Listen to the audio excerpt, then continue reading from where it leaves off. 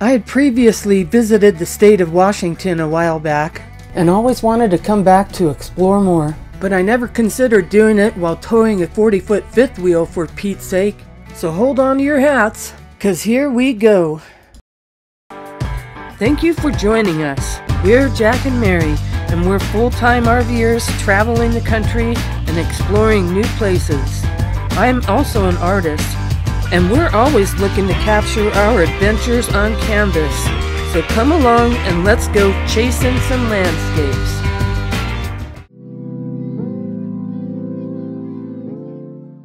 So, I'm still trying to figure out whether it was almost the 8.5% grade, or it was the 4,000 foot elevation, or even a combination of the two factors while driving over Mount Rainier that made me feel like I was on Mr. Toad's Wild Ride at Disneyland, 'cause it was one hairy ride coming down that mountain, and it also seemed to go on forever. But maybe it's just me being a little bit over dramatic, 'cause people do it all the time, right? And I bet you're looking at this video right now and thinking, this road isn't that bad. And yeah, by the looks of it, it doesn't look like it's that bad.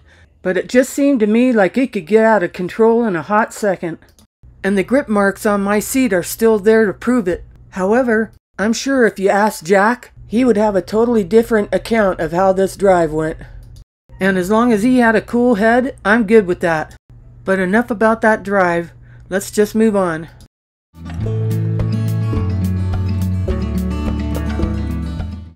We made our way north to a city called Lynden, which sits at the northwesternmost part of the state. And oh, what a lovely little place this was. And it's about 5 minutes away from the Canadian border. It's the largest Dutch settlement in the state, and I didn't know this, but it's also the largest producer of raspberries in the whole nation. I was drawn to it because of my Dutch roots. But Jackie also found it a charming little place. With murals and windmills, this place had it going on. And there was an abundance of flowers everywhere you looked.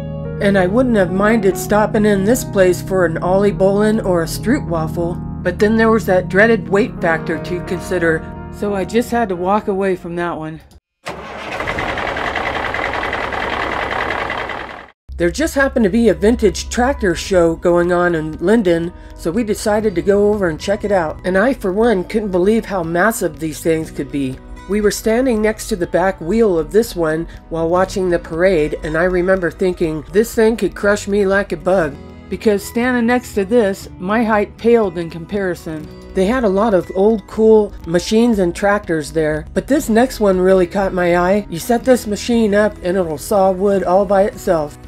They just happened to have a vintage car show going on at the same place, and there was some pretty sweet rides there. And although I'm not an auto aficionado, I ain't no dummy. I know when somebody's trying to pawn off Jed Clampett's prized possession, and I gave the guy the evil eye just to let him know I was on to him. But then I was a little perplexed, because this wasn't anywhere near Beverly Hills, California. Oh well, I just had to let it go.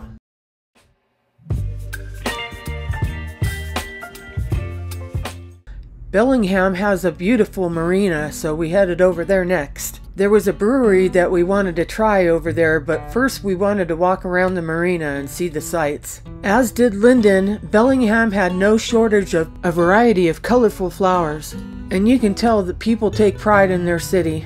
It was the perfect mixture for a wonderful day out on the marina.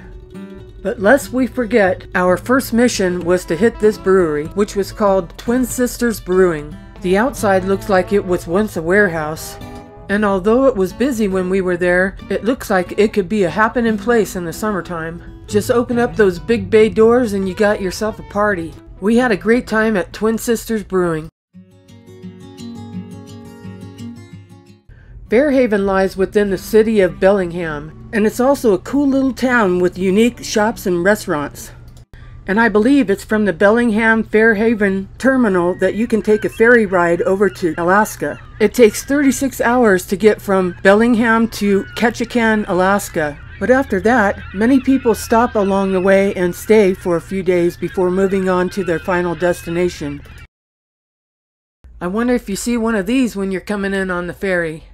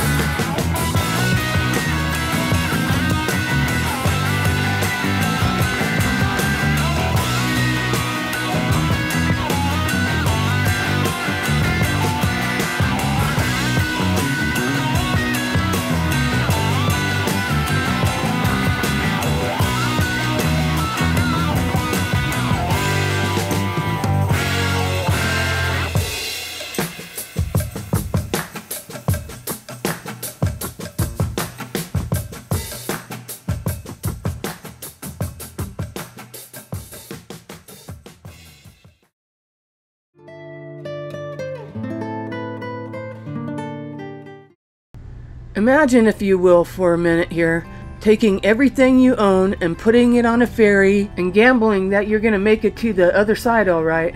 At first I was kind of terrified at the thought of that, but as we sat and waited for the next ferry to come around, we had time to think about how exciting this trip was gonna be. And as time wore on, the fear started to melt away. The 2 Jack and Cokes didn't hurt either. The trip took about 30 minutes and we made it to our destination at Suquamish Clearwater Casino.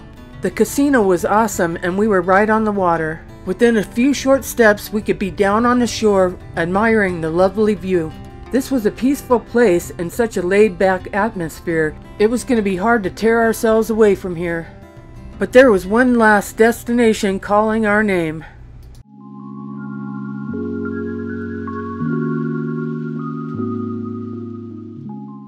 So we had a place to park our rig, and now it was time to go have some fun. Seattle, here we come.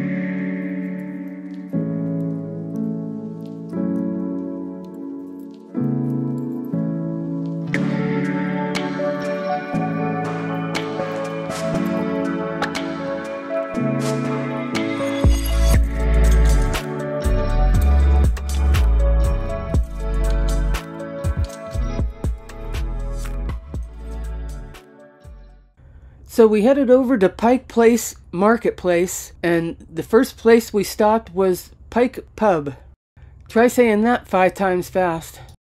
Anyway, we stopped there for some lunch and a couple of brews, and we couldn't forget to pick up a sticker for our ice chest, because by the look of this place, they had to have cool looking stickers. So we got our sticker, and it was time to head over to the fish market, because this is how they roll over in there.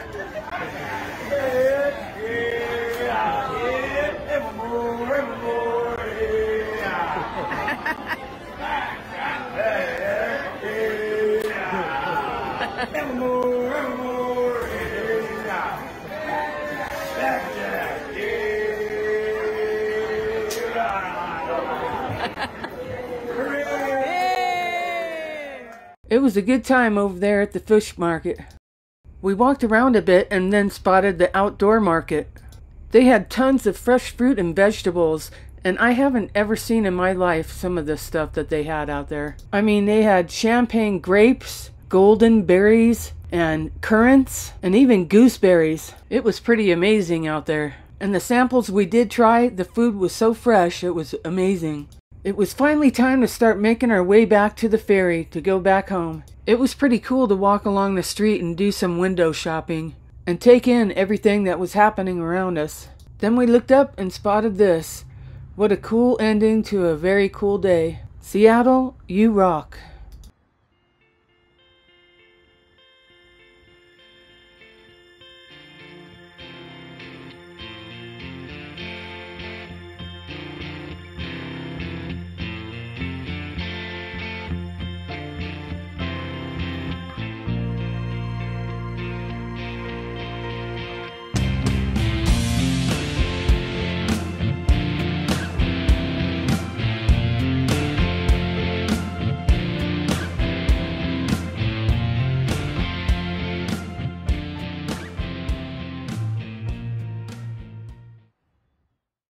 Hey, thanks for joining us. Please like and subscribe to our channel. Don't forget to hit the notification bell. And please share with your friends. And if you have a comment, question, or suggestion, please feel free to leave one below.